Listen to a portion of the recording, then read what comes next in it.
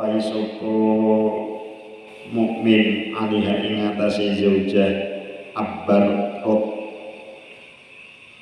mongko nglulusake sapa barang lamun lunga sapa mukmin anha saking zaujah nasihatu mongko nasihati sapa mukmin wa fi nafsalan ing dalem awak dhewe zaujah wa malihilan bondone mukmin dawe Kanjeng tingali inget kuwi nyenengi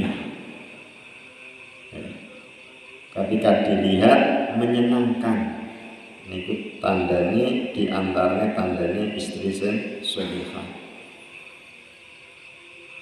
Lan kaping papati ketika ditinggal lunga dheweke iso njaga kehormatane lan bondone. Niki tanda-tandane istri sholihah. Wa qala lan sapa Nabi sallallahu alaihi wasallam tunghaku den nikah sapa almar'atu wong wadon ala ihda khisalin ing atase salah sijine pira-pira perkara krana ayune mar'ah wa marihalan krana bondone mar'ah wa kuliko lan pakertine mar'ah wadinahalan agamane mar'ah fa'aliha mongko nepetno sira biladin kelawan wong wadon kang duweni agama. Dawuh Kanjeng Nabi ketika tiyang niku nikah nggih sing kudu dipertimbangkan siji nek milih bojo niku siji li jamaliha krana ayune. Nomor pindho krana sugihe. Nomor 3 krana akhlake budi pekertine. Lan nomor 4 krana agamane. Kon netepne salah sijine yang jadi kriteria pertama adalah ad-din. Fa'alika bidadiddin. Mongko sing dadi pertimbangan utama yaitu adalah agama. Diniati krono syukur ya kabeh oleh. Apa-apate oleh ya ayu ya sugih ya pekertine apik ya agamane kuat. Tapi iki saya siji sing bagus. Bismillahirrahmanirrahim. Wa qala lan sapa Nabi sallallahu alaihi wasallam man iku tazawwaja rabi sapa man imro'atan ing wadon li'izha krana mulyane wadon lam yajidu mongko ora tambah iman lam yajidu mongko ora nambahi iman sapa Allah ila billah angin ino. Niki dawuh Kanjeng Nabi ketika kita nikah krono golek kemuliaan itu niku Gusti Allah gak bakal nambahi kemuliaan kejaba kehinaan. Wa man tasapane wong iku tazawwajaha rabi sapa man ing mar'ah limaliha krana bondone mar'ah lam yazidu mongko ora nambe iman sapa Allah ila faqrun angin fakir. Nek diniati rabi kuwi golek bondone mongko Gusti Allah gak bakal nambahi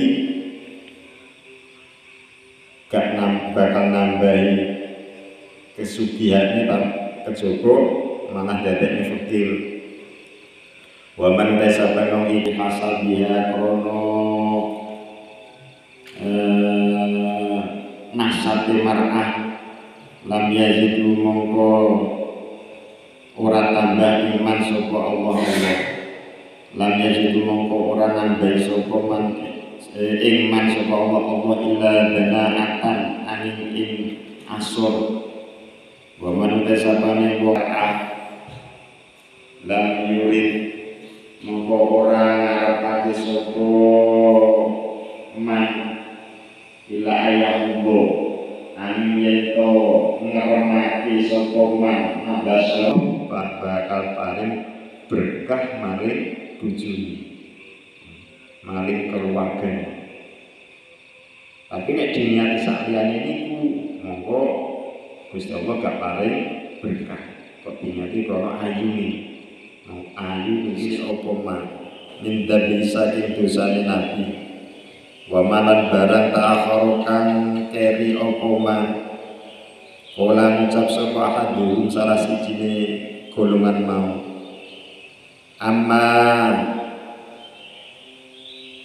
anapun anak utawi ingsun fa ini mongko setune ingsun iku usoli salat ingsun laila ing dalem bengi abadan ing dalem selawasi wa kula lan ngucap sapa akhiru golongan kang meneh anak utawi ingsun iku asom poso ingsun abdahro ing dalem selawasi wala ufkiru lan ora mokel ingsun wa qala lan mengucap sapa akhiru wong sing golongan sing weneh wa anak utawi sing ilang isor dhewe iki nurut riwayat iku sing kiwa sing isor dhewe niku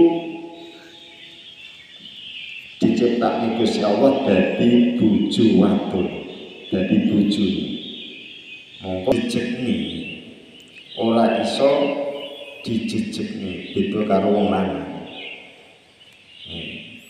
Wong kok diciptakne atas dasar sangka ego sing bengkong. Mongko kudu ngerti sifate ego, sifate wong wadon. Sifate wong wadon iki gampang putus asa. Sifate wong wedon kuwi diantarane pamer, niku kedah kita pahami.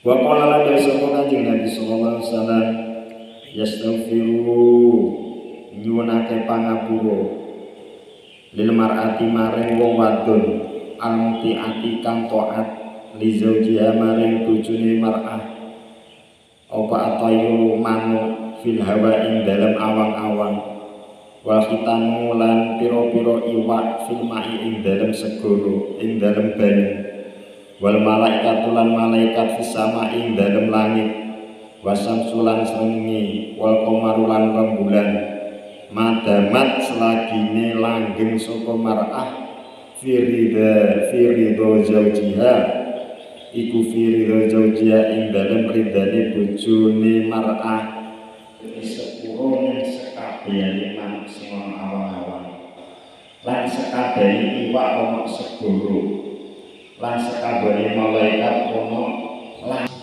srengenge lan rembulan selagine dheweke iso gawe ridone bojo lanang wa ayyuman utawi enden di makna pengajian tadi kita tertarik soal perempuan, bagaimana dia menghormati suami, seorang suami bagaimana dia melindungi dan menghormati istri. Sebenarnya apa sih sebenarnya peran istri terhadap suami di dalam Quran seperti ini? Peran istri terhadap suami adalah seorang ibu rumah tangga yang harus selalu taat pada suami. Tingkatannya setelah taat pada Allah, yang nomor 2 adalah taat kepada suami. Dan orang yang lebih hak perempuan itu kepada suami daripada kedua orang tuanya. Terus sebab inti dari surat tadi, kriteria bisa mencapai kebahagiaan di dalam rumah tangga itu tergantung pada istri. Ketika istrinya solihah, yakin dijamin 100% rumah tangganya akan bahagia. Tapi sebaliknya, ketika istri itu tidak solihah, maka rumah tangga itu tidak akan mencapai kebahagiaan. Kalau seorang suaminya yang nakal dan istrinya itu solehah, apakah itu bisa menjamin dia pasti punya pemikiran, oh bojoku nakal kok, aku sak kue gitu. Ya paling tidak kebahagiaan itu terhadap pada ya anak, ya anak dan istri, sebab banyak sejarah yang menuliskan contohnya istrinya Fir'aun, ya. Walaupun Fir'aun itu ahli neraka, tapi istrinya itu adalah seorang yang solihah sehingga dia akhirnya jadi ahli surga. Istrinya Fir'aun. Iya. Dan contohnya lagi dalam rumah tangga, ya. Istrinya Nabi Lut. Walaupun istrinya Nabi Lut, dia sebagai penghuni neraka. Walaupun istrinya Nabi. Ini adalah contoh ketakwaan itu adalah hidayah itu datangnya dari Allah. Tidak terpengaruh karena istrinya siapa atau suaminya siapa, atau bapaknya siapa atau anaknya siapa. Semua itu datangnya dari Allah, hidayah itu. Jadi ada yang bisa melihat seorang suami itu setia pada orang tua perempuan. Apa itu maksudnya? Maksud bapak, mama saya laki-laki harus dengan ibunya dulu gitu. Ya, orang yang harus dinomorsatukan, ya, yang lebih berhak kalau istri itu kepada suami. Tapi seorang laki-laki yang nomor satu adalah ibu, kedua orang tuanya, yang berhak menanggung, ya, yang berhak merumat itu adalah anak laki-laki pada ibunya. Ya.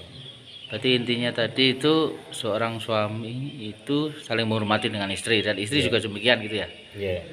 Intinya seorang suami itu orang yang pertama yang harus dihormati adalah ibu atau kedua orang tuanya.